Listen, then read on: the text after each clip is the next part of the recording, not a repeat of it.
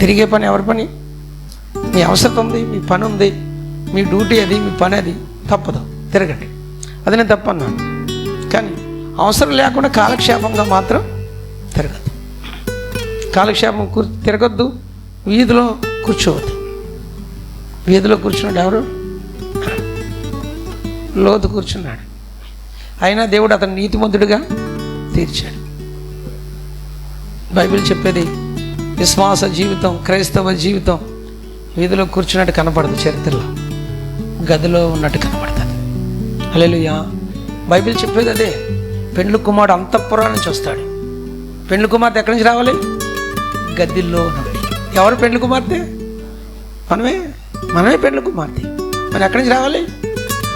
దేవదూతల చోటుకి ఎక్కడున్నాడు లోతు?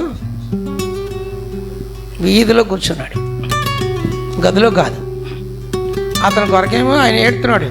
అబ్రాహాం గారు, ప్రభువా 50 మంది నీతిమంతులుండి కాపాడవా అంటే, లేదు అబ్రాహ్మా కాపాడుతాను. మొన్న 5 తగ్గుతారేమో ప్రభు అని ఏడుస్తున్నాడు. దేవుని బాధ, ధూళిని బూడిదని తెగించేశాను ప్రభా కనికరపడమని ప్రాధేయపడి ఏడుస్తూ ఉంటే, అయ్యగారేమో చక్కగా వీధిలో కూర్చుని వాళ్ళతో కాలక్షేపం చేస్తున్నాడు.